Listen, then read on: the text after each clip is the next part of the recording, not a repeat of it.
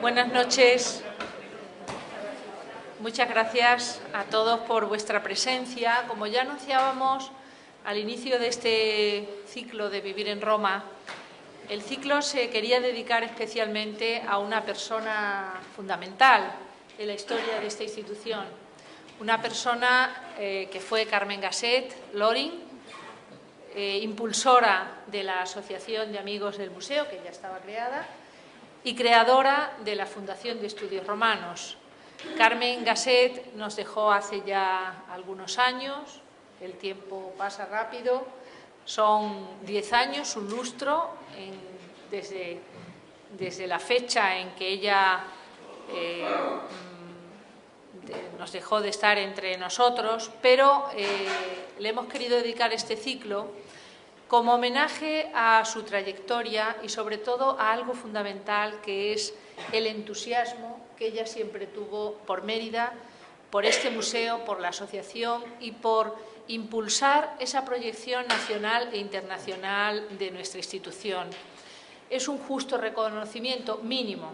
Hoy nos acompaña Manuel Gasset, su hermano, en nombre, en representación de toda la familia. Lamentablemente otros miembros no nos pueden acompañar, pero ya desde la generación de su padre, también don Manuel Gasset, siempre fueron valedores y entusiastas de Mérida y del museo. Trajeron al museo a cuantas personas y personalidades visitaban Campomanes, como herederos de dos personajes fundamentales de la historia de España, el conde de Campomanes y también don José Ortega y Gasset, familia directa de Carmen y de toda su estirpe. No es fácil para nosotros hacer esta semblanza, pero es un motivo de alegría, porque las personas dejan en nosotros este rastro y esta huella que hemos querido marcar con el ciclo de conferencias Vivir en Roma, porque ella vivió Roma intensamente y propició que el museo saliera fuera de las fronteras y fuera del recinto local. Por tanto, no me compete a mí el hacer una semblanza de la figura de Carmen, sino a quien le sucedió, Rafael Mesa Hurtado, presidente de la Asociación de Amigos del Museo, y también a Pelayo Moreno como presidente de la Fundación de Estudios Romanos. Yo le voy a ceder la palabra para que luego cierre Manuel Gasset en nombre de la familia. Y bueno, pues le queremos agradecer el esfuerzo que ha hecho acompañándonos hoy. Son fechas difíciles de cierre de año, pero ha querido compartir con nosotros este sencillo pero sentido homenaje a la figura de Carmen. Yo le cedo la palabra a Pelayo Moreno, posteriormente a Rafael Mesa, y para Manuel Gasset que haga esas palabras finales en semblanza de su hermana Carmen Gasset. Muchas gracias, Pelayo. Muchas gracias. Y muchas gracias a todos ustedes por vuestra presencia.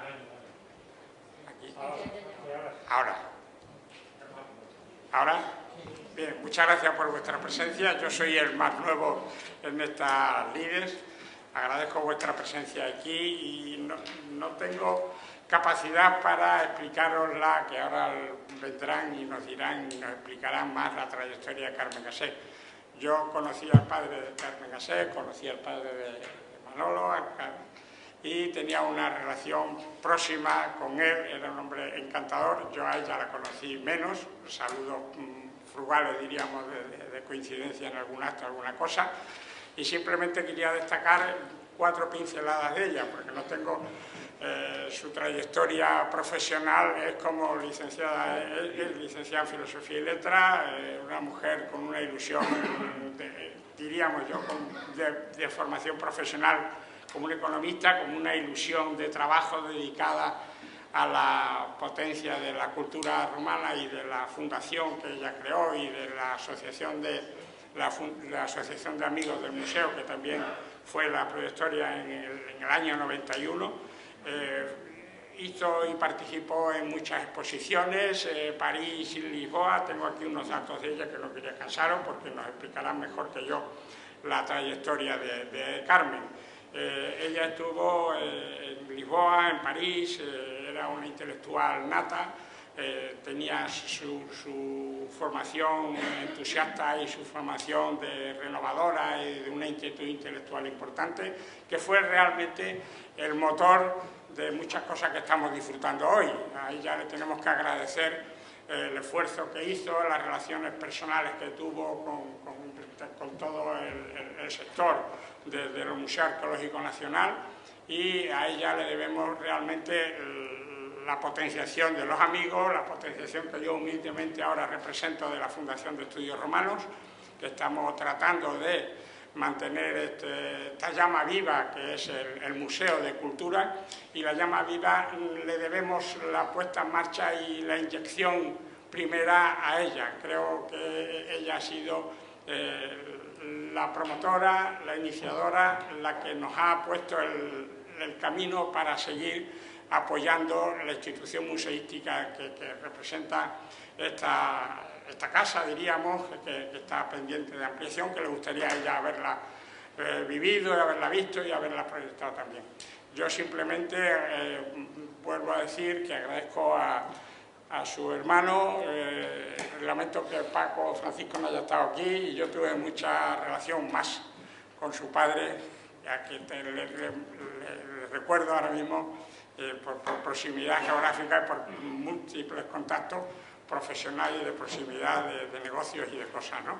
Entonces, simplemente paso la palabra a quien corresponda, que en este caso es Rafa, que sí tiene una trayectoria, una cultura y ha tenido muchísima relación con ella, y el que ha seguido la antorcha. Yo tengo una pequeña cerilla ahí al lado, pero la antorcha la lleva realmente Rafa sobre la proyección y la trayectoria que tuvo Carmen y lo que dejó Carmen en este museo en beneficio de todos nosotros. Muchas gracias, nada más. ¿Qué hay? Buenas tardes.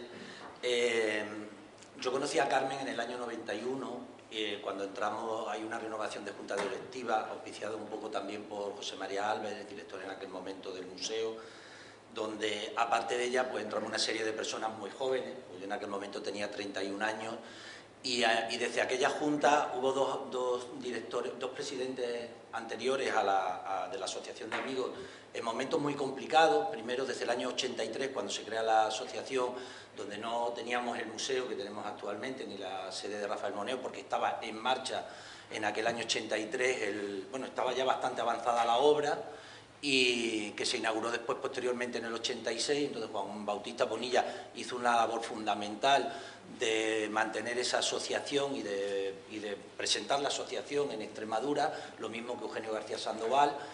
Pero fue Carmen en aquel año 91, cuando la nueva junta directiva, entre todos, pues lógicamente se acuerda que sea ella la presidenta, la que le da una dimensión nacional y sobre todo internacional. Ella, con sus ideas, con sus proyectos, pone en marcha una serie de propuestas que nunca se habían dado en una asociación de amigos, pero no a nivel extremeño, por supuesto, sino ni siquiera, yo creo, a nivel de España, y sobre todo con tres conceptos: divulgar, atraer y proyectar lo que es el museo fuera de nuestra frontera. Nunca dejamos de lado lo que era la divulgación de este museo a nivel de Extremadura. Se hizo una labor también importante en colegios, en asociaciones, etcétera, pero sobre todo lo que se quería era proyectar fuera. Y también se crearon una multitud de actividades que después, por supuesto, hemos tenido continuidad. Y como bien decía Pelayo, yo trabajé al lado de Carmen 16 años. Primero, los 4 primeros de ella como presidenta. En el año 94 se crea para nosotros un tema importantísimo, que fueron el Premio Internacional del Genio Protector de la Colonia, que empieza su andadura en el año 94, destinado, como sabéis todos, porque todos los años en la celebración del Día del Museo se conceden esos premios, o se entregan más bien, ¿no? Destinado a instituciones y a personas físicas de una relevancia pues nacional y por supuesto internacional, desde Rafael Moneo, profesores, doctores muy relacionados con el museo de Francia, Italia, alemán, etcétera, y igual que personalidades españolas, y lo mismo instituciones que han colaborado con este museo, con la asociación y con la fundación, pues ayudando y potenciando las actividades que ponemos en marcha. Después Carmen también hace una labor muy grande en cuanto a la presentación del museo fuera de nuestra frontera. Ya ha comentado Pelayo algunas de las actividades, como fue el legado romano o la Academia de España en París, en Italia, en Roma, y sobre todo también algo que ahora en estos momentos es bastante más complicado, que es conseguir dinero para montar grandes exposiciones. En Mérida, en nuestro museo, se hicieron exposiciones como Augusto, fundador de Mérida, Mérida en la arqueología ilustrada, Picasso Minotauro, o la iluminación del Teatro Romano, que fue otro de los proyectos que ella consiguió a través de un convenio con Sevillana Endesa. Carmen tenía unas relaciones, la verdad que magníficas, que potenciaron el poder firmar contratos y subvenciones con muchísimas entidades, y eso nos ayudó a poner en marcha, pues la verdad que con la dirección del museo, unos proyectos de un nivel y de un rango pues muy alto, ¿no? Carmen tenía además en todos estos años como dos pasiones, ¿no? Que era el cine y la gastronomía, aparte de potenciar todos esos trabajos. Entonces, a través de esas dos pasiones, pues, se pusieron en marcha los ciclos de cine, pero cine y gastronomía, que tuvieron un éxito tremendo. Ella trajo unos críticos de cine magníficos, igual que colaboraron todos los grandes cocineros de Mérida, y la verdad que eso ha sido difícil volver otra vez a recuperarlo, volver a continuarlo, pero ahí lo tenemos, ese germen está, y yo creo que en cuanto pues la sociedad lo permita y nosotros también económicamente en la asociación, pues conseguiremos ponerlo en marcha. La asociación que ya dejó no es la de ahora. Nosotros antes con la tienda del museo pues teníamos más facilidad para hacer proyectos, para hacer inversiones, y ahora pues la verdad que esa capacidad económica no la tenemos, pero sí la misma ilusión y las mismas ganas, lo cual también es fundamental. Aparte de eso, ya dentro del museo pues se puso en marcha las audioguías, que era un proyecto de Carmen que llevaba mucho tiempo con ella. Al final consiguió materializarse y se pudo empezar. Las publicaciones que iniciamos muchas, la de cuadernos emeritenses, pues yo creo que Agustín, son 42 o 44, ¿no? Son 44 números que para una asociación de una ciudad pequeña y de un museo, que aunque tenga el rango internacional, una asociación como la nuestra, pues es difícil. También de su mano entramos en la FEAM, en la Federación Española de Amigos de los Museos. En la FEAM, hoy por hoy, hay 50.000 asociados, o sea, 50.000 amigos de museos, 154 museos de toda España. Yo ahora mismo, porque soy el presidente, bueno, pues soy uno de los vocales de la FEAM, y además con bastante actividad, y bueno, cualquier actividad que nosotros hacemos le llega a 50.000 personas en España, como es, por ejemplo, el convenio que hemos conseguido todos los años firmar con el Festival de Teatro Clásico, ¿no? Que la FEAM también lo ha firmado, con reducción de un porcentaje de lo que es la entrada al festival, con otra serie de mejoras que, igual que tenemos los socios de Mérida, tiene la federación en toda su plenitud en España. Pero eso no es lo importante es que se habla de Mérida en 154 museos, a nivel de asociaciones, a nivel de actividades, y bueno, pues creo que es una labor que se puso en marcha súper importante, ¿no? Entonces, fueron 16 años que, aunque ella como presidenta estuvo 4 y ya la sustituí yo y continuamos, el día a día de la Fundación pues era importantísimo. La creación de la Fundación de Estudios Romanos, que hoy por hoy preside Pelayo. Estamos hablando de una fundación con unos patronos muy importantes a nivel nacional, con un nivel de investigación que fue para lo que se creó la fundación, como un órgano para investigar, ¿no? Lo que dentro del museo o dentro de la asociación no podíamos llegar, a hacerlo a través de la fundación, con otros medios, con la capacidad de llegar a otros contratos con la administración, a otros proyectos, y la fundación sigue en marcha. Esa fundación que creó Carmen, donde además la presidencia de la fundación es de la Reina Sofía, y sigue manteniendo esa presidencia y ese contacto con la fundación. Ahí estamos un núcleo de personas que tenemos también la misma ilusión que con la asociación, y de seguir manteniendo esa fundación, porque además el trabajo es fundamental, un trabajo de investigación fundamental.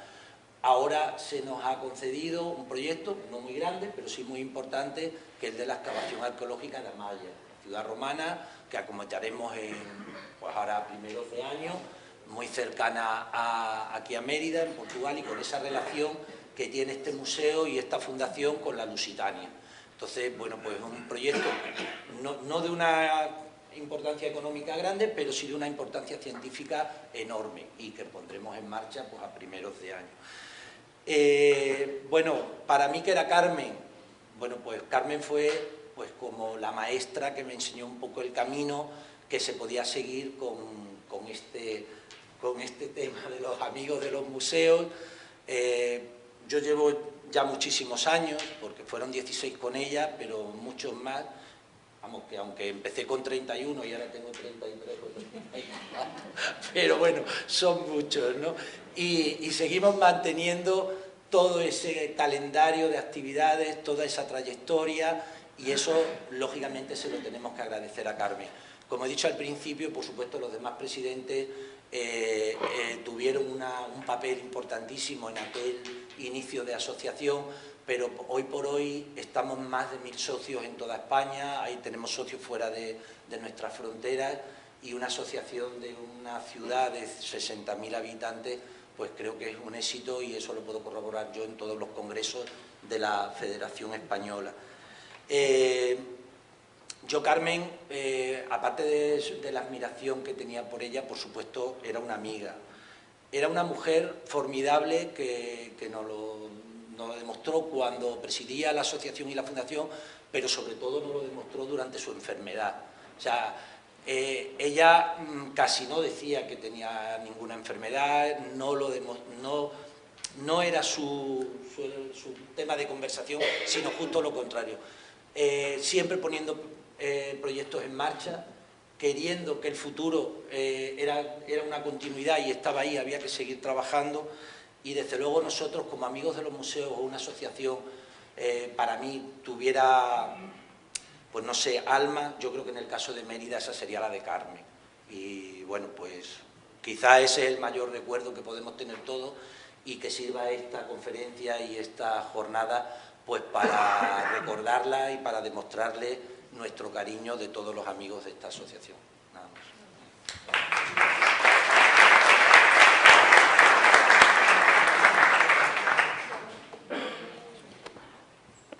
Muchas gracias. Yo, realmente, después de todo lo que he escuchado, no me atrevo a decir casi nada.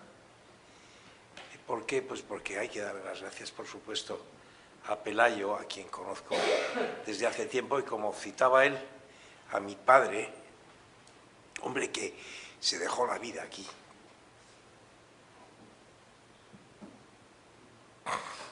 ¿Cómo no? A Chema, a Rafael y a Trinidad, todos ellos que habéis demostrado algo que yo caigo ahora, porque cuentas tal cantidad de cosas, Rafael, que yo mismo me sorprendo de la infinidad de cosas que hacéis, por la que os aplaudo, por la que os doy las gracias. Y ahora es cuando empiezo a comprender por qué mi querida hermana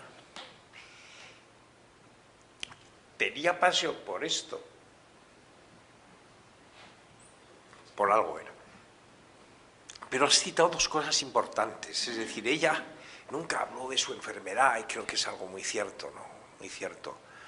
Nunca habló de su enfermedad, lo quería ocultar. Tampoco ocultar, es decir, no le daba la importancia porque quería vivir, que es algo muy importante. Y ella era mi hermana mayor, yo justo venía después, y demostró siempre eso, una discreción importante, tanta que ahora yo mismo me sorprendo de la cantidad de cosas que me estáis contando que hizo mi hermana aquí. Chema, tú me miras, pero es la pura verdad, y de la que yo no tengo nada más que dar un profundo, sereno y muy hondo agradecimiento de lo que habéis hecho por mi hermana y lo que pudo hacer ella por todos vosotros, y sobre todo por los amigos del museo y por la fundación. Yo creo que eso es también muy cierto, ¿no? Vuelvo a repetir, de que yo me enteraba de la misa a la mitad, porque ella nunca te hablaba de eso, nunca presumió de nada, y creo que esos son uno de los factores importantes. Ha citado Y perdonar porque yo esto no he preparado nada, simplemente, no lo suelo hacer además, pero es que me saltan a la mente tantas cosas al oíros con tanto cariño que repito, citabas la gastronomía. Para mí, yo creo que Carmen sí, siempre estuvo muy interesada en la gastronomía, por supuesto la romana, la española, se dedicó a muchísimos emprendimientos que hizo en cuanto al tema gastronómico, pero no sabía freír un huevo, nunca lo supo. Yo creo que era parte de su discreción, porque sí, estaba en el Amparo, ¿os acordáis? Ese restaurante del Amparo, etcétera. Aquí, que si las comidas más romanas y tal, ni un huevo. Yo creo que jamás, es así como alguna otra hermana mía sí ha tenido un poco más de facilidad, y tengo varias que viven, gracias a Dios, y que tienen bastante más mano para hacerlo, ella ni un huevo, lo cual todavía hay que dar un mayor aplauso al tema, ¿no? Porque sí, parecía, encima daba el pego de que sabía una barbaridad de gastronomía. Pero en fin, a donde voy es primero al agradecimiento. Sí quiero manifestar el agradecimiento también por parte de mi familia, de Francisco, mi hermano, que no ha podido venir, me lo dijo, que expresamente que lo dijera en alto porque él es patrono de esta fundación, sí, y igual mis otros hermanos, José y algunos de los hermanos que yo les pedí. El día no era el mejor para todos, las fechas, como has citado, Trini, efectivamente no lo son, pero lo importante es estar. Yo he hecho lo que he podido, porque tú has citado algunas cosas que sí me gustaría poner encima de la mesa, como lo era ella, ¿no? Pero siempre con mucha discreción, repito. Has citado nuestro parentesco con dos personas importantes en este país, del siglo, bueno, uno del siglo XVIII, pero otro del siglo XX, como probablemente de los pensadores más importantes del país, como era don José Ortega y Gasset, del que pues somos sobrinos nietos, ¿no? Entonces, yo soy patrono, efectivamente, de la Fundación Ortega y Gasset. Hoy, además, desde hace unos años que se ha unido Gregorio Marañón, y ayer mismo tenía un acto en el que se hablaba, y viene al caso al hablar aquí también de eso, de algo muy importante, que era el liberalismo en Ortega y Marañón. Ayer mismo, por la tarde, estaba yo con un patronato y con mucha gente que acudió a este libro que se editó ayer mismo, ¿no? ¿Y por qué cito esto? Como voy a citar después a la otra persona que tú has mencionado, como es al conde de Campomanes, hombre que ese sí se dejó mucha vida, mucha piel y mucho esfuerzo en esta tierra, razón por la cual yo me siento muy honrado el de poder estar aquí y de poder participar también modestísimamente en continuar aquellas cosas que aquel señor empezó. Y me refería en primer lugar a Ortega, porque creo que también a Carmen eso le parecía muy importante, ¿no? Yo a Ortega, pues sí, lo he leído, lo repaso con frecuencia, creo que sus doctrinas son importantes.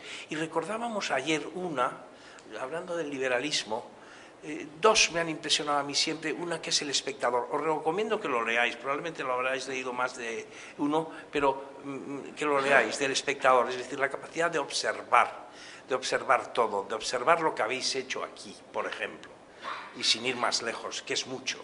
Es decir, hoy esto es algo realmente espectacular, lo que habéis conseguido hacer, la fundación que habéis creado, tú que estás al mando de casi todo, porque tú eres la que más mandas probablemente de todo esto, sin ninguna duda, parece que no, pero estoy seguro de que sí, y de cómo era esto y cómo es. Yo recuerdo que cuando era pues muy pequeño, yo tengo 30, tú decías que 32, yo 35, pero ya con 7 me traía mi padre cuando acababa mis cursos en verano, empezaba el verano y me venía de Madrid en un tren que tardaba siglos, ahora tarda una barbaridad y seguimos sin arreglarlo, con lo cual en eso estamos casi igual, ¿no? Es decir, no se consigue avanzar nada, habrá que hablar con el señor ministro de Fomento para ver si lo empuja un poco más, pero de hecho yo llegaba con una ilusión tremenda, ilusión, yo no sé si ya llegaba pronto, lo que sí sé es que nada más salir del tren aparecía aquí,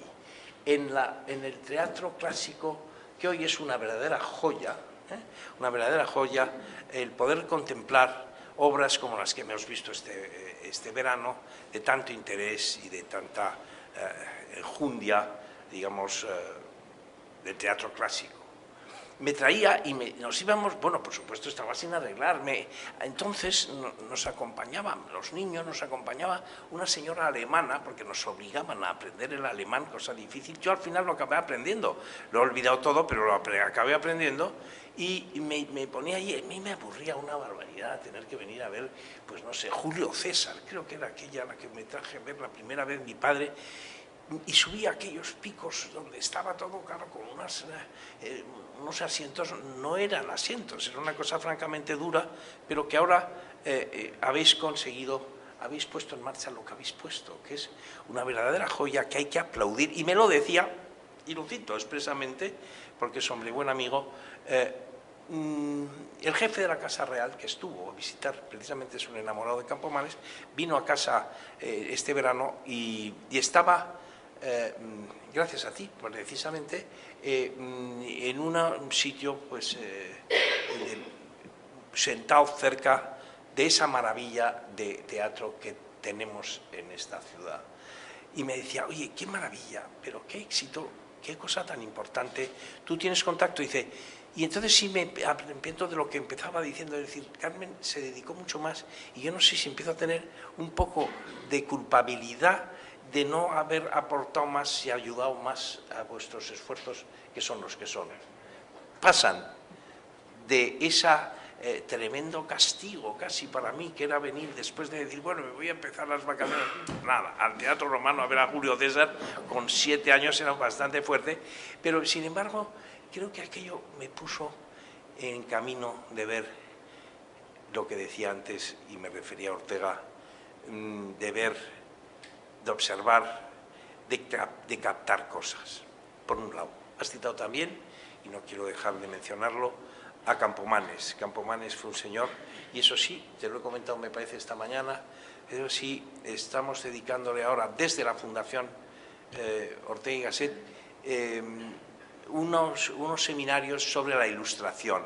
Etapa en este país, y viene todo un poco a cuento porque todo va unido, la ilustración, donde en aquella época la figura del rey Carlos III le hace una figura que era un donadío, una figura bastante singular, proveniente casi de la Reconquista, se lo deja a Campomanes, uno, por no decir su principal ministro.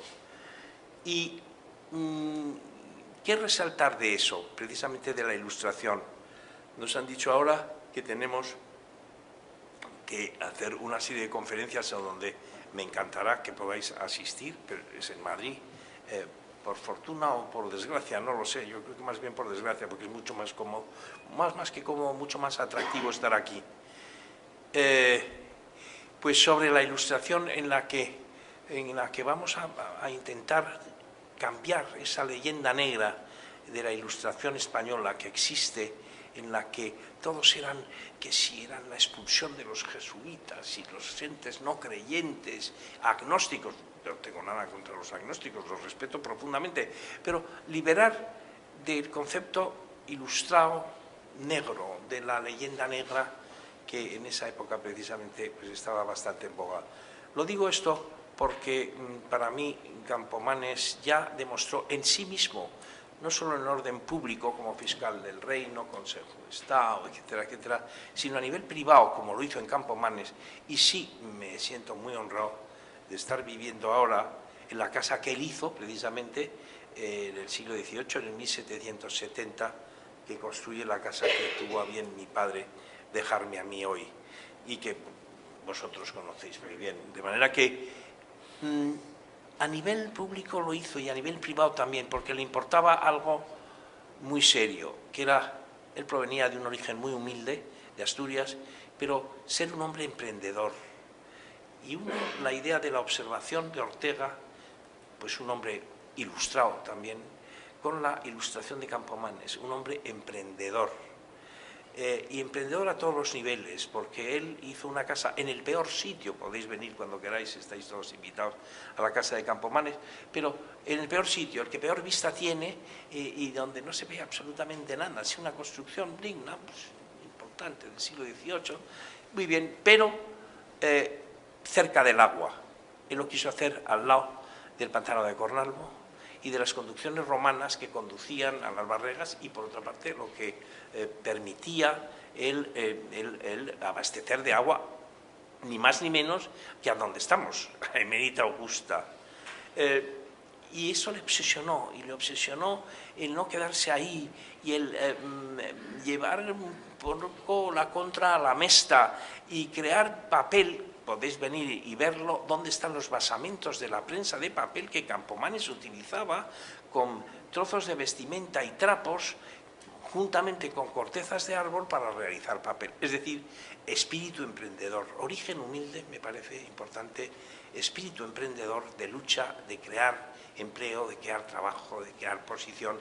Esto todo creo que lo reúne esta tierra, lo reúne esta tierra, y por eso estoy haciendo hincapié en esas dos cosas, en la observación, y de la observación concluimos a dónde estamos, y os felicito nuevamente por la tarea que habéis hecho, y en el espíritu ese emprendedor que creo que debemos de seguir manteniendo por encima de todo.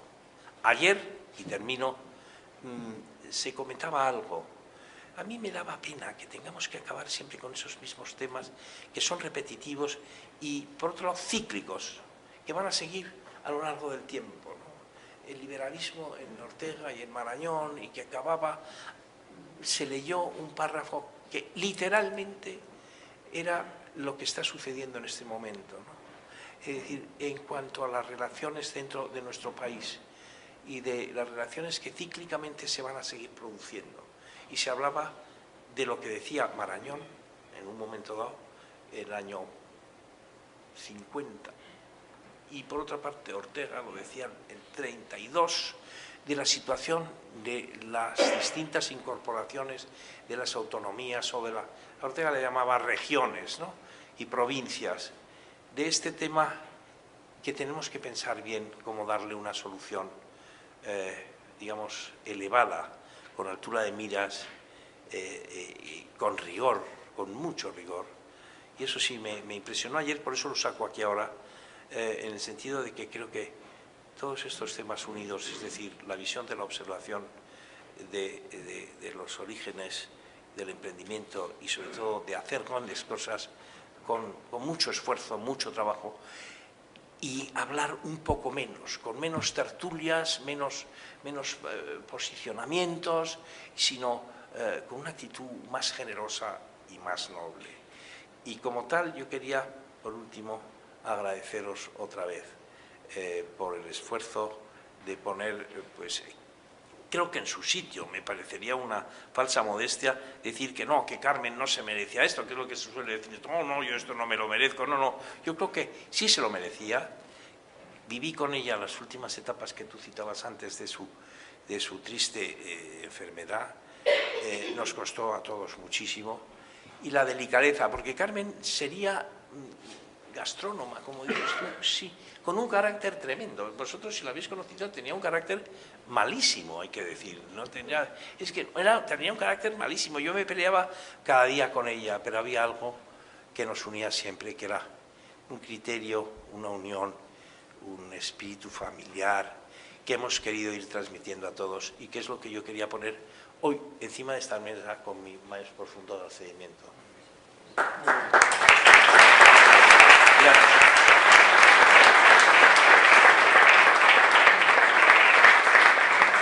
Bien, pues muchísimas gracias a todos los integrantes de la mesa, particularmente a Manuel Gasset, por esas emocionadas palabras de homenaje merecidísimo a Carmen Gasset.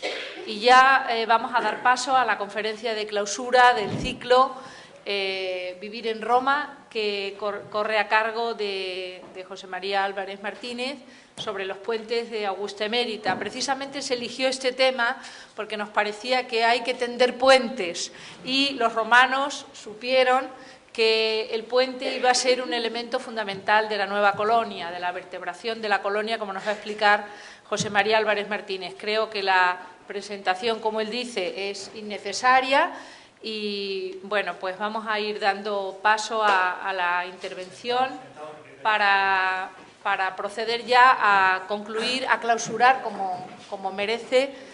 Pido perdón por haberme extendido quizá un poco más y no escuchar con más detalle. Y nada, anunciar ya que cerramos el ciclo y que ya tenemos el próximo ciclo en marcha sobre personajes en Augusta Emérita, que inauguraremos el próximo día 11 de enero con un personaje esencial de la historia de la colonia Augusta Emérita, como fue Publio Carisio, de la mano de una primerísima figura de la historia antigua de este país, que es el profesor Julio Mangas Manjarrés, catedrático que fue de Oviedo, de Salamanca, de la Complutense de Madrid, ahora profesor emérito, que nos acompañará el 11 de enero. Entonces ya emplazo a todo el auditorio al 11 de enero y le cedo la palabra a José María Álvarez para que nos acompañe por los puentes.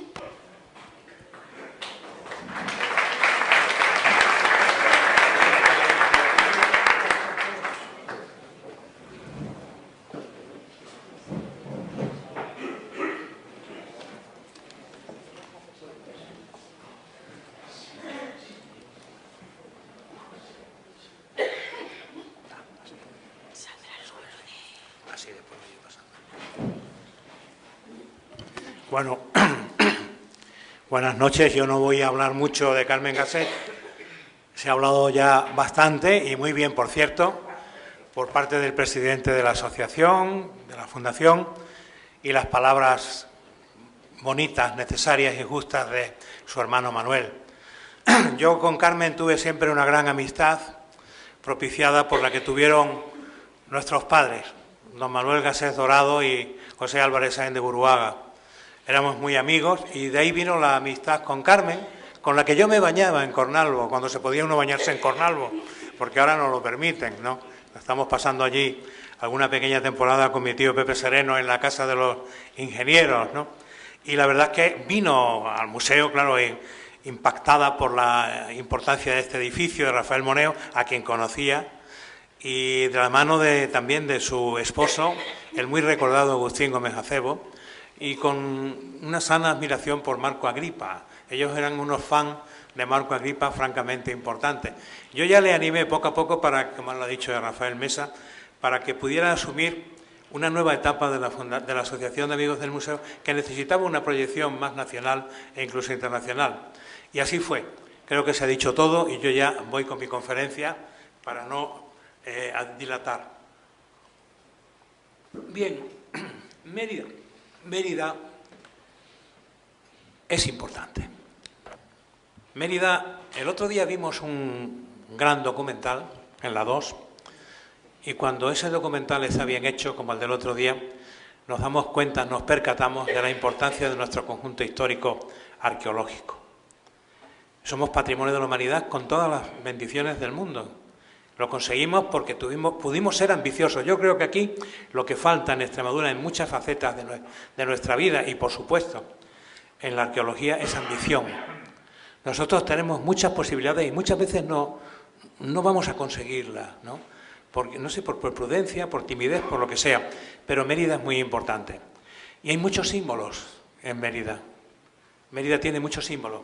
Dejando al margen ya las monedas. Voy a ponerme un poquito más cómodo aquí. Las monedas, la representación de la puerta en las monedas. ¿Cómo no hablar del teatro romano, que es el buque insignia de la arqueología emeritense? ¿Cómo no de las arquerías, los puentes canales de los Milagros, maravilla, construcción, que daba un sello singular a nuestra ciudad? Y cómo no del puente. El puente es el símbolo de Mérida. Gracias al puente existimos. Yo, en mi tesis doctoral, que fue precisamente sobre el puente, lo definí como el genitor urbis, es decir, el hacedor de la ciudad.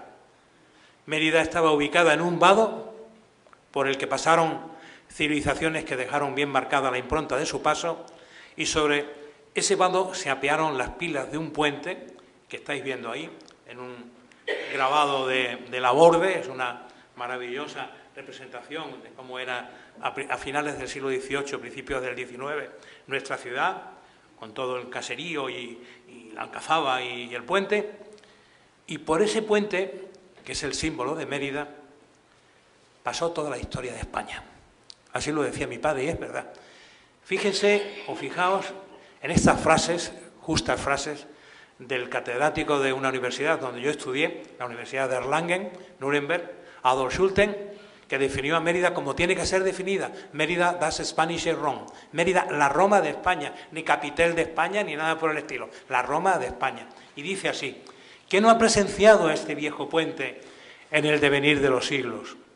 ¿Cuántos ejércitos habrán desfilado sobre él hacia el sur y hacia el norte? Conquistadores y defensores, vencedores y vencidos, legionarios pesadamente armados e iberos de pies ligeros, rubios vándalos y tostados hijos del desierto, férreos caballeros de Santiago y los combatientes de los tiempos modernos, las tropas de Napoleón y de Wellington. Eso decía Schulten en el año de 1922. Y por ese puente ha pasado toda la historia de España, y ese puente ha sido siempre de un valor estratégico inconmensurable. Ha sido herido por las avenidas del río y por las acciones bélicas, que cercenaron sus pilas en algunas ocasiones para evitar el paso del enemigo. Y fue un puente largo, el más largo del imperio, nada menos. ¿Qué duda cabe que había otro más largo? Era el del Danubio, que hizo Trajano para combatir a los dacios y que lo realizó ese gran arquitecto que era Apolodoro de Damasco. Pero hoy está reducido a unas pocas pilas en Drobeta, en Rumanía. ¿Y por qué un puente tan largo? Pues simplemente por esto. Perdón, creo que... No, me he pasado... Bueno, estaba... Por eso. Porque las avenidas se conocían por parte de los romanos. Y esas avenidas, lógicamente, sobrepasaron la puente, como dicen los documentos antiguos, ¿no? Y se estableció en un vado, no en una isla, porque hay que decir que el Guadianilla es una corriente artificial, propiciada por una corta del río, aguas arriba, en la zona de la Huerta de las Naranjas, con el fin de aminorar la fuerza de la corriente, con el fin también de acercar el agua a la salida de las cloacas y con el fin también de producir un pequeño curso marítimo de comercio fluvial, que terminaba posiblemente en Atarazanas y en algunas épocas del año, no en todas. El otro día en el congreso que tuvimos de la Fundación de Mérida se habló largo y tendido sobre ello. Es decir, que se hizo sobre un vado. Yo he pasado, no a pie enjuto, pero sí he pasado sin problemas de una orilla a otra en muchos periodos del estío en nuestra Mérida. Esta es una fotografía del año 47, el año que yo nací, por cierto, y fijaos qué avenida tan impresionante. Y claro, ese puente fue el Carrefour, fue el encuentro de hasta 9 calzadas oficiales romanas, esas que venían establecidas en la carta rutera tan importante que conocemos con el nombre del itinerario de Antonino. Son las autopistas, pues había muchas más calzadas, pero ahí confluían calzadas que iban hacia el sur y hacia el norte, esa vía de la Plata tan importante y que tampoco se valora hoy día. Es uno de los caminos vertebradores de España, por supuesto. Esa relación con el sur, con la desembocadura del río Guadiana, los caminos, 3 caminos hacia Lisboa. Eso significaba que desde Augusta Emérita capital hasta su puerto, que era Olisipo, Lisboa, había un tráfico inusitado. Había 3 calzadas. Y después hacia la meseta, a través de Metelino, de Toletum, Zaragoza, etcétera, etcétera. Eso es un plano bien evidente de la importancia y del lugar estratégico que siempre ocupó nuestra ciudad y su puente. Y estaba establecido sobre un firme poderoso, sobre un núcleo de diorita, de piedra diorita. Lógicamente, para que un puente se pueda conservar durante mucho tiempo, tiene que tener sus pilas, tiene que tener una buena cimentación. Y aquí lo vemos, ¿no? En uno de los... Creo que se ve bien. Yo creo que se puede... No hace falta, lo digo por los que están grabando. ¿Está bien así? ¿Podemos apagar algo más? No. Se ve bien, vale, de acuerdo. Y aquí tenemos una prueba. Y también la confianza que tuvieron los constructores del puente, que fueron soldados. Los soldados son los que construyen las obras públicas en los primeros tiempos de Hispania. Y tenemos una prueba evidente en el puente romano de Martorell, donde aparece expresada y especificada la acción de la Legio Cuarta Macedónica. Fueron los que construyeron ese puente que separaba los territorios de Bárquino, Barcelona y Tarragona. Y aquí veis un falo tremendo, es un símbolo apotropaico que de alguna manera quiere expresar que ese puente tiene solidez y fortaleza para durar, no como diría Gaius Julius Lacker, el famoso autor del Puente de Alcántara, que durara por los siglos del mundo, pero casi se ha mantenido en pie después de más de 2000 años, ¿no? A pesar de sus heridas, ¿no? Y la verdad es que así fue. Un puente que es un trasunto, es una copia de los que podemos apreciar en la península itálica, la vía Salaria, la vía Flaminia, donde vemos estas características esenciales, como son su carácter achatado, robusto, de fuertes pilas, en cuyo centro se practican, lo veis, esto de los famosos funcionan fatal, esas ventanillas de aligeramiento para que no la corriente pues encuentre una salida a la hora de las grandes avenidas. Y esos tajamares redondeados, que no es indicio de cronología alguna, sino simplemente que el cauce del río pues motivaba o explicaba que se construyeran esos tajamares redondeados, con esos tímpanos, esas hiladas isodómicas que hay entre arco y arco, con esa isodomía perfecta, con ese almohadillado capaz de ofrecer maravillosos, y lo podemos ver cuando pasemos por allí, juegos de claroscuro a la caída de la tarde. Y como no, esos arcos de medio punto que se voltean sobre unas pequeñas cornisas que coronan las pilas, con sus dovelas perfectamente bien trasdosadas, con su clave central, es una obra perfecta. Es una obra que se fue haciendo con el tiempo también. Y tengo que decirlo porque yo cuando escribí esto creía que todo se había hecho prácticamente de Augusto, Tiberio, pero no. Duró la obra prácticamente hasta la mitad o periodos avanzados del siglo I. Primero se hizo, lógicamente, la parte más cercana a la ciudad. Y luego después la parte última, que creo que tengo aquí una diapositiva, se hizo ya con posterioridad, posiblemente a partir de la época de Claudio Nerón, posiblemente. Pero claro, el puente tenía un problema, la construcción del puente tenía un problema, que es el problema que se ha presentado a todos los ingenieros que han realizado puentes, obras de puentes en Mérida. Se tuvo que enfrentar a él el ingeniero que construyó el puente de hierro de Mérida. Se tuvo que enfrentar a él don Carlos Fernández Casado cuando hizo ese puente maravilloso, que él me comentaba muchas veces, don Carlos, dice, quise hacer una cosa parecida, vamos, que evocara un puente, el puente romano. Y no sé si Calatrava, porque no conocí al señor Calatrava, si tuvo también el mismo problema. Pero había una zona de terreno aluvial donde era difícil cimentar, donde las pilas no tenían la seguridad para que pudieran ser cimentadas con garantías. Y por eso se hizo un malecón, es este, que unió los dos tramos de Arquerías, el que llegaba hasta el primer descendedero actual y estribaba en las murallas de la ciudad, y el segundo, el que iba también desde ese descendedero, de otra parte del descendedero, hasta el final de la fábrica. Y se hizo para proteger ese malecón de la corriente del agua, se construyó este edificio en forma de proa de galera, como le llama Moreno de Vargas, que es gracias a él conocemos los pormenores de la fábrica y de cuando fue prácticamente destruida a principios del siglo XVII. Esta es la reconstrucción que hicimos en nuestra tesis doctoral y la que después recreamos gracias al dibujo de Jean-Claude Golbin. Fue una obra impresionante, además el espacio fue rellenado ex profeso con tierra para propiciar un andén igual al de la calzada del puente y se aprovechó, según nuestra modesta opinión, para que se convirtiera en un fórum pecuario, es decir, un lugar donde había transacciones, posiblemente ganaderas. ¿Por qué lo decimos? Simplemente porque hay paralelos. En Aquileia, en Italia, hay algo parecido. También hay una serie de noticias que nos hablan de ese lugar, el centro comercial, dicen algunos documentos, la plaza de comercio, etcétera, etcétera, desde la época del arzobispo Jiménez de Rada en el siglo XIII. Ahí se hacían transacciones ganaderas. Luego después hay una serie de documentos que también mencionan esa actividad.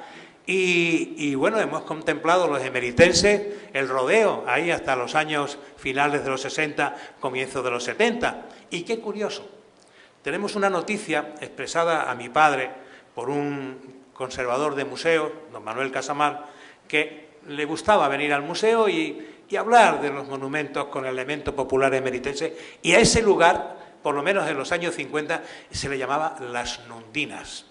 Es decir, que el carácter comercial parece que podría estar asegurado. Bien, aquí está la corriente del Guadianilla, artificial, como decía con anterioridad, y casos parecidos los hay.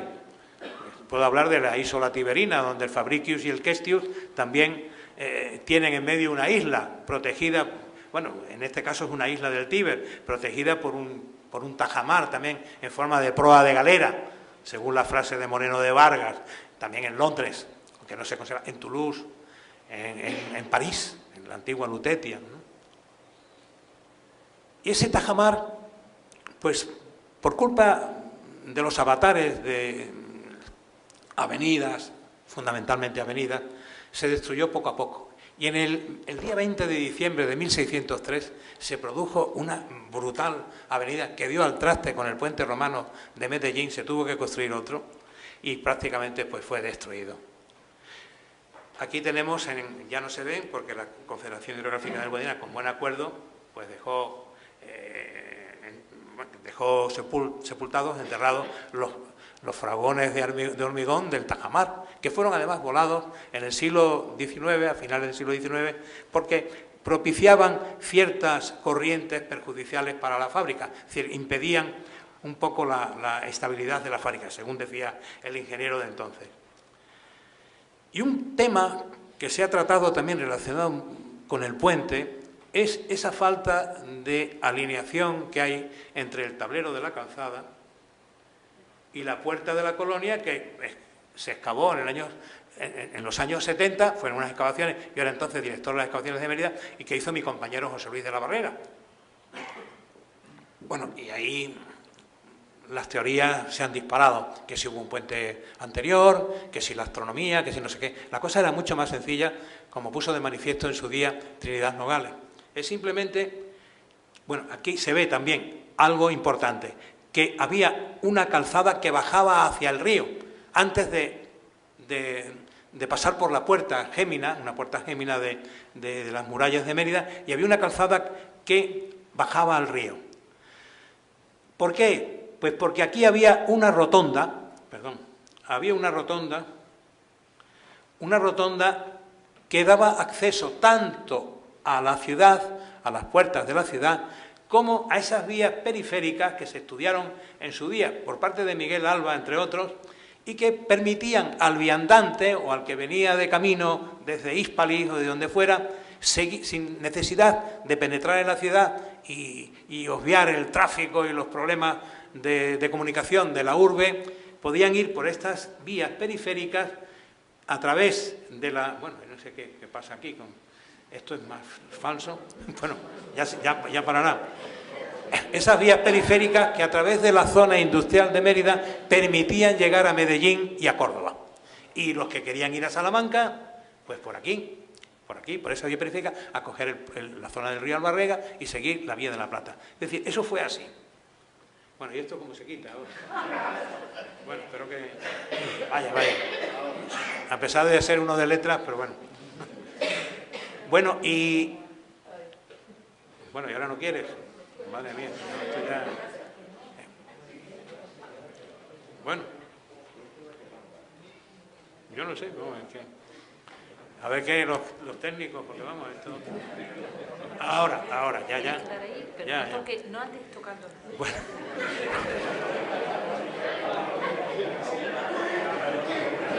No toco. Y qué curioso también, de ese descendedero que había en el puente para bajar a esas vías periféricas, tenemos la muestra ahí. La destrucción del dique de contención de agua del Guadiana nos permite ver, que esto se ve fatal, por cierto. No, ahí lo veréis bien, pero yo lo tengo fatal aquí. Se ve perfectamente la fábrica del puente, la fábrica correspondiente al descendedero que había en la cabecera del puente. Más claro el agua, las calzadas que van hacia abajo y el descendedero y las vías periféricas, eso explica esa falta de alineación que hay entre el tablero de la calzada y las puertas. Lo veis bien, ¿no? Lo veis, aquí está, esto es la fábrica del puente y este es el dique de contención de agua. Son dos obras distintas. Una se superpone sobre la otra y la enmascara.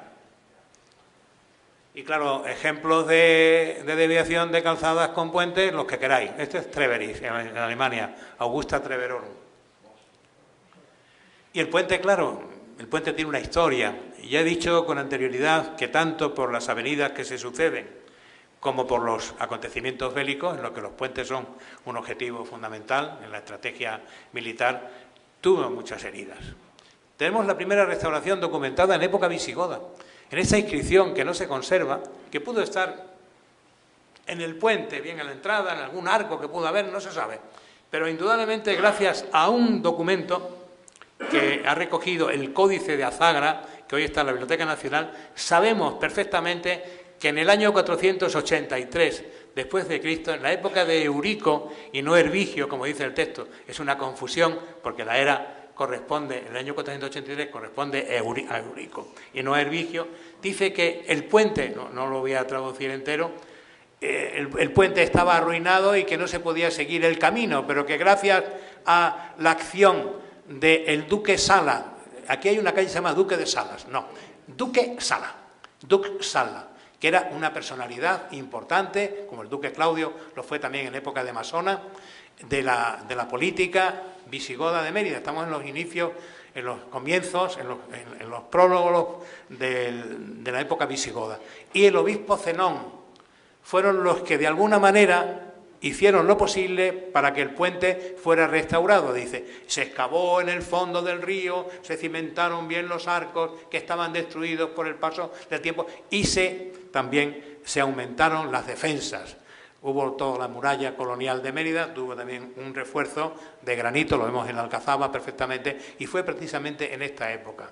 Pero claro, la historia seguía y en el año, el 1 de enero de 268, el 254, el emir Muhammad, creo que fueron el año 835, y he puesto mal el texto. El emir Muhammad marcha contra Mérida y precisamente hizo destruir una pila por lo que consiguió la sumisión de los asediados. Él estaba asediando a Mérida y dice, bueno, y ahora les voy a cortar la salida de la ciudad y voy a cargarme una pila. Y así se hizo. Después se restauró, porque hay crónicas árabes que hablan de que, con posterioridad, siglo IX ya avanzado, que el puente ya estaba restaurado. Y también un hombre importante de la ciudad, no era de aquí, era de Castelo de Vide, pero fue maestre de Santiago y estuvo aquí en Mérida, que no tiene una calle en Mérida, y es una pena. Tiene un simple callejón en el Museo Visigodo, donde está la colección visigoda. El callejón se llama Pelay Pérez Correa, el de la hora de Tentudía. Era un gran hombre. ¿Qué es lo que hizo? Pues restauró todas las iglesias de Mérida, restauró el puente y llevó el culto de Santa Eulalia por toda España, entre otros sitios Totana, Aledo, Totana, ¿no? Y no tiene una calle en Mérida, pero bueno, vamos a hacer. Luego después, Alonso de Cárdenas, también otro gran hombre, el de la hora de la Albuera, era el que gobernaba Mérida en la época en la que es invadida la zona nuestra, la zona de Mérida, por la Beltraneja y los portugueses, aquellas luchas entre Isabel la Católica y la Beltraneja, que estaba el hombre esperando que llegaran los portugueses, había apostado en la Sierra de Carija a un vigía que le dijo, maestre, ciertos son los toros, vienen los portugueses. 24 de febrero, miércoles de ceniza de 1479, y venció en esa batalla al obispo de Évora, al marqués de Villena y todos los que venían con la Beltraneja. También fue importante porque pagó 10.000 maravedís para la restauración del puente en el año de 1492, el año del descubrimiento de América, por cierto. Considerables avenidas se fueron sucediendo y así en 1544 y en 1545 la fábrica estaba totalmente maltrecha por la fuerza del río y se hizo necesaria la reparación y, como dicen los documentos del Archivo Histórico Municipal, vivero inagotable de noticias para poder historiar nuestra ciudad y sus monumentos, dijo que es preciso restaurar esa puente porque propicia la comunicación comercial entre Andalucía, Extremadura y Castilla. Dice, porque la puente es la más pasajera que hay en estos reinos. Mérida, qué duda cabe que cuando se produce la decadencia con la llegada de los árabes, en el 713, que es cuando se conquista la ciudad pierde ya su protagonismo, pero es el camino el que la mantiene viva. Los caminos seguían pasando por aquí, por eso no desapareció la ciudad. Siempre fue importante porque era un lugar de cruces de comunicaciones.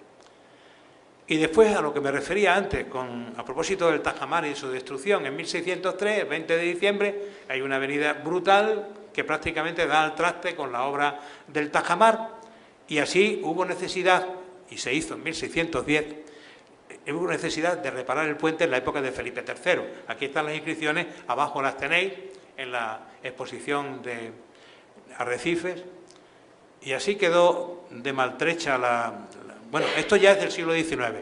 Se hizo, ese monumento primero en el siglo de 1610. Se inaugura ese monumento para recordar la restauración del puente en esa fecha.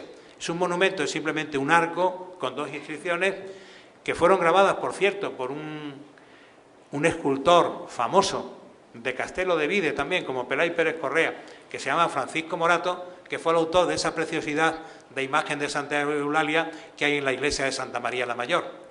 Santa Eulalia, Santa Julia, ese fue el señor que hizo estas inscripciones, que aquí las tenéis abajo. Se habla de que que la rotura del puente pues no permitía seguir el camino, y que en época de Felipe III y del gobernador de la ciudad pues se pudo hacer la restauración. Estoy resumiendo mucho. Otra inscripción. ¿Y qué pasó?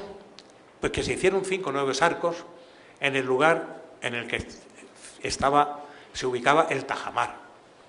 Aquí los tenéis, unos 5 nuevos arcos, que sería el puente del siglo XVI, con sillares apaisados, con pilastras piramidales, típicamente austrias, y esos sillares apaisados que nada tienen que ver con esos sillares almohadillados de la fábrica romana.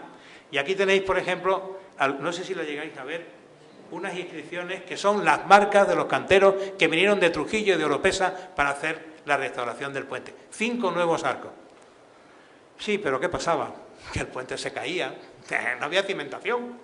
Y entonces no hubo más remedio que el Ayuntamiento de Mérida tuvo que determinar construir una gran losa de hormigón, la que veis ahora, algunos han confundido con el muelle del puerto fluvial, para atar las pilas, para que no se cayeran las pilas. Y así se hizo. Eso arruinó a Mérida por muchas décadas. Precisamente Moreno de Vargas habla largo y tendido sobre la obra. Su padre fue el inspector designado por el ayuntamiento para la ejecución de la obra. Y así, como dice Moreno de Vargas, las puentes quedaron hechas una. Ya no existía el malecón y ya había arcos en toda la longitud del puente, ¿no? Fijaos en esa fotogrametría que hicimos de la fábrica, la cantidad de heridas que tiene el puente de Mérida y las fases de su construcción. Y en 1870 hubo otra gran avenida del río que prácticamente derribó algunas zonas importantes del puente sobre el Guadiana. Pero hubo necesidad también de restaurarlo, gracias a Cánovas del Castillo, que estuvo por aquí, y el arquitecto, el ingeniero Jesús Rubio, con don José Rubio. Los documentos están, para que los quiera saber, están en la Jefatura Provincial de Carreteras de Badajoz. Hizo un proyecto precioso. Hubo muchas discusiones. Dice, bueno, ¿qué hacemos con las partes que faltan? ¿Hacemos una unión con una estructura metálica? Señor Rubio, que era un señor culto, dice, ni hablar. Nos vamos a cargar una fábrica tan importante como es el puente de Mérida. Vamos a reconstruirlo a la romana, como era. Se trajo la piedra del propio lugar de donde procedían los sillares del puente, que son los alrededores del embalse de Proserpina. Y se hizo todo de acuerdo con el proyecto fantástico del señor Rubio. Fijaos cómo estaba el puente en esa época.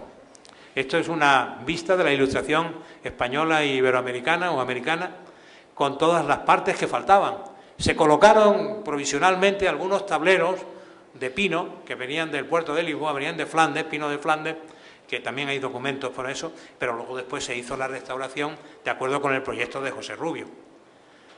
Así estaba el monumento de la restauración, el conmemorativo de la restauración del siglo XVII, con este saliente, le llamaban el pico, pues ese saliente que hacía de tajamar prácticamente, y en su lugar se colocó después lo veremos, una especie de rotonda, que ahora la veremos en otra diapositiva, pero aquí, por ejemplo, hay una ilustración importante de cómo se construía entonces, de cómo se hacía la restauración, con los arcos a plena cimbra y con todo el relleno interior prácticamente como los romanos, gracias a la acción benefactora del ingeniero José Rubio.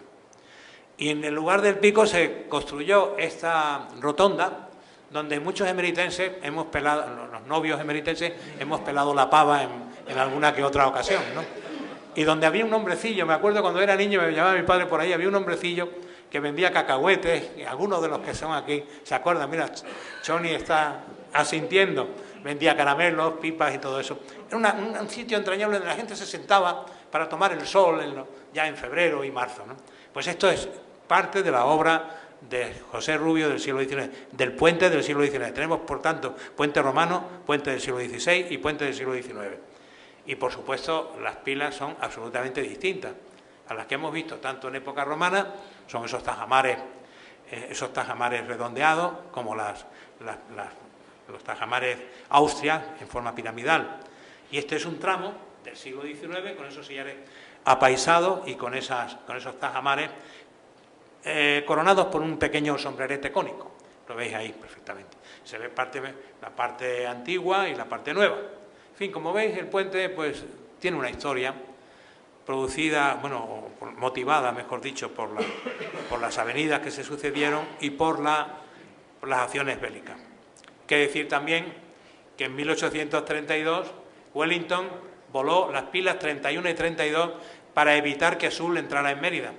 Y lo dice Maximiliano Macías en su obra. Poco después, 40 años por lo menos, 30 o 40 años, se pudieron restaurar esas pilas, se pudieron de alguna manera volver a colocar las pilas para que el puente siguiera dando servicio. Y el puente, como decía, es el símbolo de Mérida. Ha sido el objeto de atención espiritual en muchas ocasiones de poetas. Osamenta gigante, pétreo paso puesto al azar de la vital carrera, escala echada a la fugaz quimera del agua que se mece hacia el ocaso. Tus arcos que se miran en el raso del espejo que alienta en tu ribera, imágenes que copiaron donde acaso pudiese vivir la historia entera. Toda Roma está en ti, miras la vida muriéndose constante por la herida de un perenne fluir que te devora. Como la vida misma va tu suerte, encadenada al paso de la muerte en el trazo sutil de cada hora. Es una poesía de un profesor nuestro del Instituto de Santa Eulalia, don Antonio López Martínez, de feliz recuerdo para algunos. Lo he tomado del libro este de José Luis de la Barrera y de Ana Muñoz Arrecifes. Y, ¿por qué no?, 3 versos del gran poeta, el excelso poeta, hijo predilecto de esta ciudad, Rafael Rufino Félix. Tu piedra y tu distancia, puente mío. ¿Quién fuera Adelfa, tajamar y río, para vencer al tiempo a tu manera? Poesía preciosa. Y, como no, los ilustradores se despacharon a gusto a la hora de representar las ruinas, la planta y el alzado del puente de Mérida. Esto es un dibujo de un erudito setubalense de nombre Manuel de Villena y Mociño, que, por cierto, Manolo, los dibujos que se encontraban en el Museo Naval fueron conocidos ya en época de Mérida por parte de un almirante, pero fue en época de Carmen cuando se realizó la publicación, que todavía está, yo creo que disponible, ¿no?, los dibujos de Mérida de Manuel Villena y Mociño. Gracias a la labor de Carmen se pudo dar a conocer no solamente ya todo lo que realizó ese señor, ese gran hombre tan denostado por la política y por las circunstancias, que fue Manuel de Godoy, que tampoco tiene calle en Mérida, y fue un hombre que hizo muchísimo por esta ciudad. Quiso convertir a Mérida en una Pompeya. La verdad es que el botín de Aranjuez dio al traste con sus ideas y sus ilusiones. Ese también merece una calle en nuestra ciudad. Son grandes hombres del pasado. Y destacó aquí a Manuel de Villena para que levantara en planta y alzado los monumentos y excavara, con tan buena suerte que el hombre encontró nada menos que la inscripción de la inauguratio del Teatro Romano de Mérida. Se pone Marco, Agripa, Tertium y, en fin, todo eso. Y Y este es un dibujo de Manuel Villena, donde se ve también el Tajamar, ya muy destruido. Estamos hablando de 1790, 89, el puente, el dique de contención de aguas y la alcazaba. Pues esta, que la veréis fatal, porque no he podido hacerlo mejor, de Fernando Rodríguez, que fue ese maestro de obra, discípulo de Manuel de Villena y Mociño, que levantó algo así como 50 o 60 láminas que se conservan en la Real Academia de Bellas Artes de San Fernando sobre los monumentos de Mérida, Cornalvo incluido. En fin, una persona al que debemos una información tremenda e importante, ingente, del siglo XVIII. Y, como no, Alejandro de Laborde. No sé si saben que fue precisamente Manuel de Godoy y Álvarez de Faria el que patrocinó el famoso libro de Laborde, Viaje pintoresco de España, del cual en el segundo volumen están todos los monumentos de Mérida. Son monumentos, bueno, dibujos preciosos, son grabados preciosos y además hechos con pulcritud y exactitud, porque se conocen están en el Museo de Arte de Cataluña, se conocen los dibujos preparatorios de la realización de estos grabados, con sus dimensiones, proporciones de cada uno de los elementos, etcétera, etcétera. Y pasamos ya, para ir concluyendo, porque no quiero cansar, a otros puentes. Albarregas. Yo, cuando hice mi tesis doctoral sobre el puente de Mérida,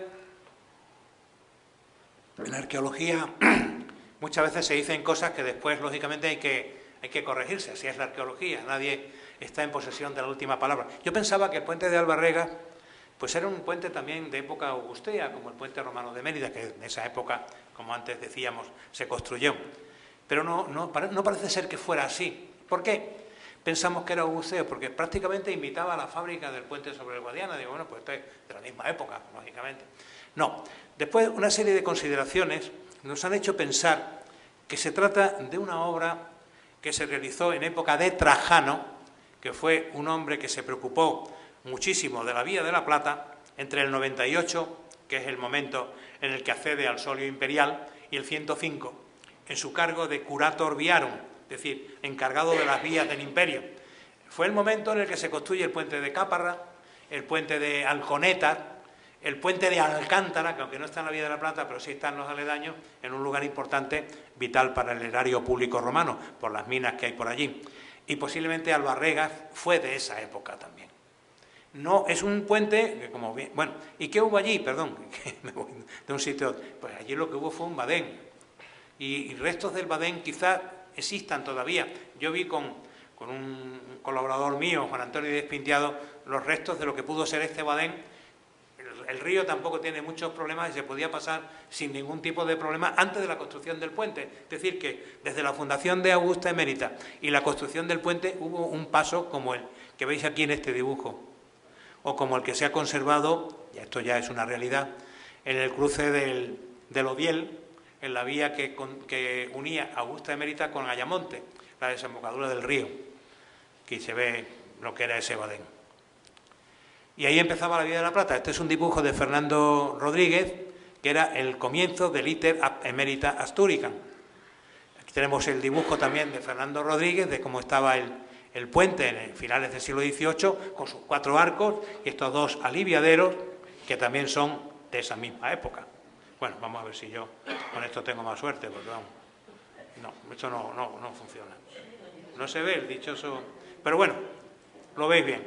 Grabado de Laborde, del puente de Albarregas, tan interesante, con el acueducto de los Milagros, y allí arriba la ermita... Bueno, allí se ve también el Milagro Gordo, que se puede ver en una casa de la calle Calvario en la actualidad, que es este, y la ermita del Calvario allí arriba.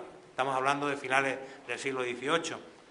Una visión actual del puente, y ahora las características constructivas, que son exactamente iguales que las del Guadiana, con esas hiladas iguales isodómicas en los tímpanos, los arcos bien trasdosados, que se desarrollan a través de unas cornisas que coronan no las pilas, porque aquí no hay pilas, pero sí una cornisa corrida. Y bueno, es una obra magnífica, interesantísima también, que es uno de los monumentos muy apreciados de la ciudad, parecido pues al puente en este caso sí existen ventanillas de aligeramiento, el puente de Alter do Chão, de la antigua Aberterion, en Portugal. El puente de la Alcantarilla Romana, que es una incógnita, no lo hemos estudiado a fondo, posiblemente sea de esa época, pero no lo podemos decir. Este es un dibujo de Fernando Rodríguez. La Alcantarilla Romana la conocen, vamos, en la que está camino de Aljucén, por ese camino que hay agrícola o lo que sea. Ahí la tenemos, una visión de la Alcantarilla Romana muy rehecha también. Era la que salvaba un pequeño arroyo en el camino que unía Augusta Emérita con Olisipo, con Lisboa, uno de los 3 caminos. Fijaos qué obra tan maravillosa, y además que prácticamente forma parte de lo que yo he dado en llamar la maniera emeritense a la hora de construir puentes. Tienen unas maneras muy específicas, pero por supuesto son préstamos de la edilicia romana, las maestranzas itálicas, que son las que construyen los puentes aquí. Y ya para finalizar, otro puente, que no es de Mérida, es de Aljucén. Siempre fue algo difícil, un problema, una incógnita, que todos los que estudiaron la vida de La Plata, ¿dónde estaba el puente de Aljucén? ¿Es el puente de la carretera que se hizo en el siglo XIX, que ahora ya no se pasa por ahí porque tenemos la autovía, ¿no?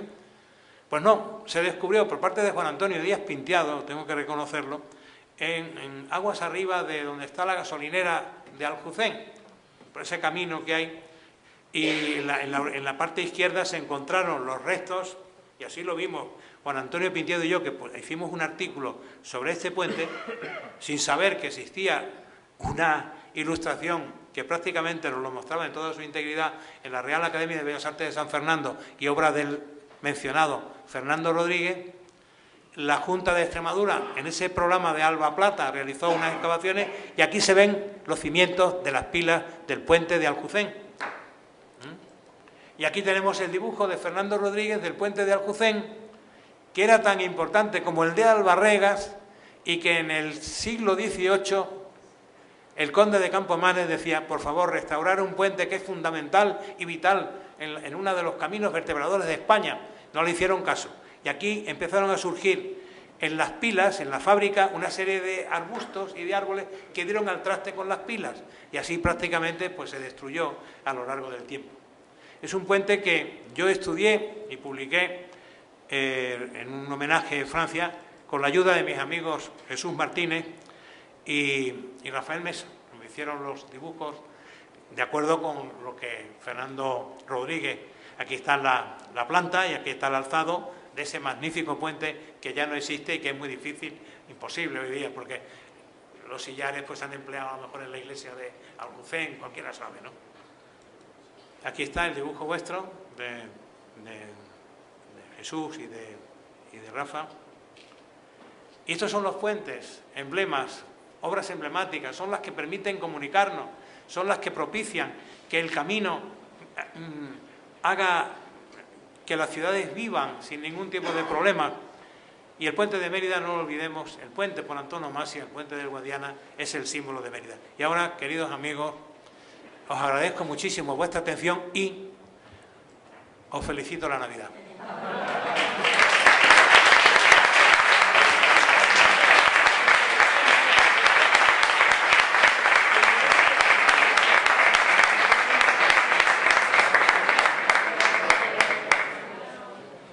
¿Alguna pregunta, alguna cosa? Porque claro, lógicamente, yo he ido un poquitín deprisa porque había que hacerlo así y tampoco quiero, si hay alguien que, si queréis, nos vamos, pero en fin, si queréis alguna pregunta. Parece que no.